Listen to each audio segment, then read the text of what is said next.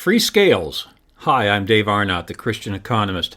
This is one of those podcasts where you're going to have to wait for the explanation. Yes, the title is Free Scales. Be patient. I started to title this podcast Free to Choose, but you would think I'm speaking about the famous book by Milton Friedman, since I'm on that topic. The full title of that book is Free to Choose, a personal statement by Milton and Rose Friedman, written in 1980. But back to my topic. My wife Ginger and I took some grandkids skiing in New Mexico last week, where they have stronger COVID mask requirements than we do in Texas. The shuttle van driver at the ski resort greeted us with the statement, "The governor would appreciate you putting on your mask." "The governor?" I quizzically asked Ginger. "Why do I care what the governor wants? I don't work for him. He works for me," and technically he does, because I pay property and condo rental tax in his state. That got me to thinking about this relationship of government power and free choice. Subtitle: Freedoms. Three major freedoms of the U.S. are intertwined: political, economic, and religious. In the political realm, we have a Republican form of democracy that is a representative democracy. In the economic sphere, we have mostly a free market capitalism form of production and distribution of goods and services. These both grow out of the religious freedom that was the driving force for the U.S. Revolution in 1776. The difference between the U.S. Revolution in 1776 and the French Revolution in 1789 are explained in a very good book called Last Call for Liberty by Os Guinness, and another book called The Great Debate by Yuval Levin. I unpack those ideas in more detail in podcast 13, which I really terribly mistitled No Crash Diets, because I did it in January, right after Christmas, when people were on crash diets. But I tell you, when people are new to my podcast, I recommend they listen to number 13, because it explains why Christians are mostly conservative. But back to my subject today, free scales. I maintain that our political and economic freedoms grew out of our zeal for religious freedom. I sometimes stand in front of my class and I cross myself like a Catholic, right? And I say, how we see God, with a vertical motion, has a lot to do with how we see our fellow humans, with a horizontal motion. It does have a lot to do with it. The famous 1851 painting titled Light of the World by William Holman Hunt portrays Jesus knocking at a door with no handle. That painting may provide the greatest economic advice for us, because it assumes that humans have the freedom to open the door or keep it closed from the other side. Choice. The shuttle van driver in New Mexico was saying, "It's not my choice to put my mask on. The governor made the choice for me." That's dangerous. It does not fit our Christian worldview, and it certainly destroys the free market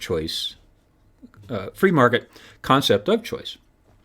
My subject today is not the effectiveness of masks, so let's not chase that rabbit. They have some effect in preventing the spread of COVID. They're not a perfect fix. Let's just leave it there today. My subject is political and economic freedom, not the effectiveness of masks.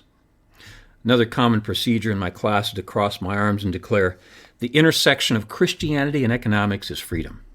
If I had a third arm, I would cross it also and include political freedom.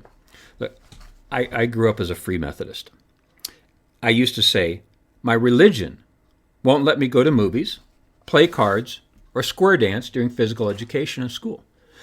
Look, I was allowing my religion to make that decision for me. That is not a good exercise of freedom. The youth leader at a Bible church Ginger and I attended for many years, he used to say he wanted the teens to own their own religion. I was not owning my religion when I was blaming it for disallowing me the activities I just mentioned. Here's how that applies to my shuttle van experience in New Mexico. The van driver was allowing the governor to make decisions for her. She was not owning her own political ideas. Now the subtitle, Free Scale, and you find out the reason for the title. On the long drive home from skiing, we stayed at a hotel. While on the elevator, I pointed out the sign about the 2,100-pound maximum in the elevator and asked my 10-year-old granddaughter to look it up. LBS. She looked it up. It's Latin for Libra scale. LBS means Libra scale. Libra means free. In Roman times, when the serfs brought their grain to sell to the king's scale had a dishonest measure. So the serfs had to give more wheat than a true pound. So the serfs demanded a free scale, an LBS, that was not controlled by the king's dishonest weight. You demand one too, every time you use the abbreviation LBS. The shuttle van driver was not demanding her own free decision to wear or not wear a mask. She was declining the free scale concept of making her own decision. And for the rest of us also, because she was commanding us to do so.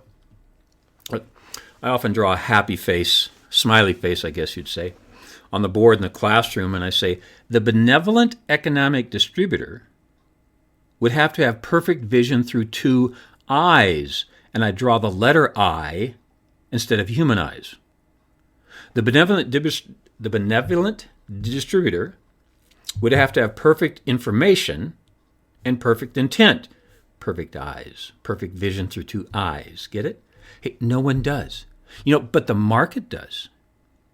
This hits at the intersection of two of the biblical commandments of economics from the forthcoming book, Biblical Economic Policy by Dave Arnott and Sergei Seidamatov. One is use honest measures. Another is honor those in power.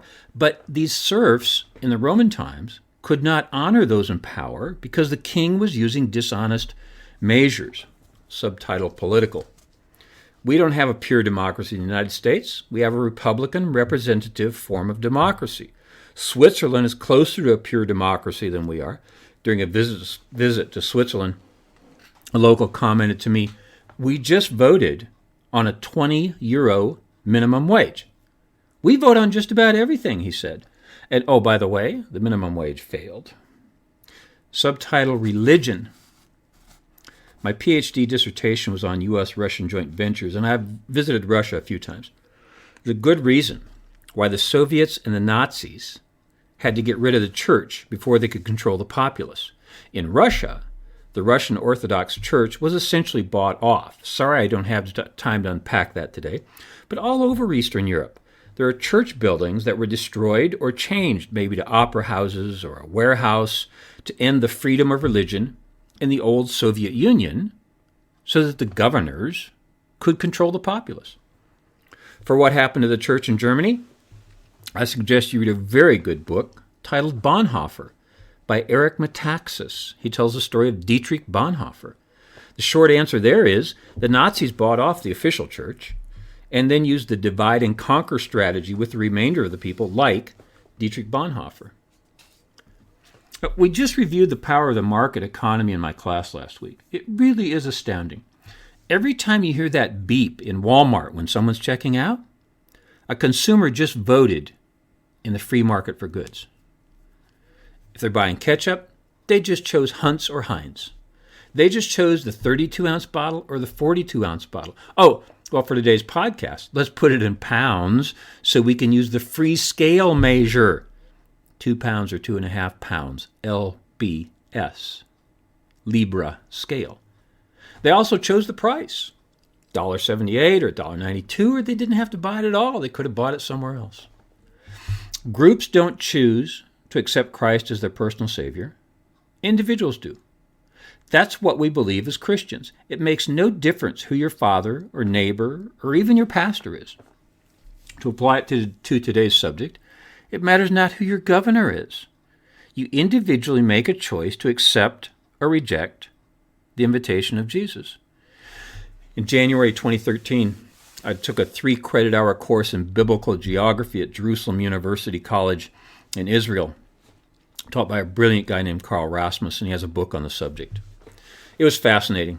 The land has not changed very much in 2,000 years. Sea of Galilee is still there. The Jordan River hasn't moved. Mount Hebron is still there. Bethlehem is still about 30 miles south of Jerusalem, and the route the Good Samaritan took to Jericho is still down a couple thousand feet. That's why a man was going down from Jerusalem to Jericho. And Caesarea Philippi is still a tranquil park-like environment where a stream gushes from the side of a cliff and makes a beautiful stream in a tranquil valley. I will close with what Jesus said to Peter in that peaceful spot. I'm now quoting from Matthew 16, starting with verse 13. When Jesus came to the region of Caesarea Philippi, he asked his disciples, "Who do people say the Son of Man is?" They replied, "Some say John the Baptist, others say Elijah, and still others Jeremiah or one of the prophets." "But what about you?" Jesus asked. "Who do you say I am?" Simon Peter answered, "You are the Messiah, the Son of the living God." Jesus replied in verse 18, "You are Peter, and on this rock I will build my church." Notice the singular. You are Peter. Not the church, not the government, not the governor. You. You make the individual choice to accept or reject the invitation of Christ. You choose which ketchup to buy. You choose when to wear a mask. You choose to measure your goods on a free scale. I'm Dave Arnott, the Christian Economist, where our slogan is, fear God, tell the truth, earn a profit. See you next time.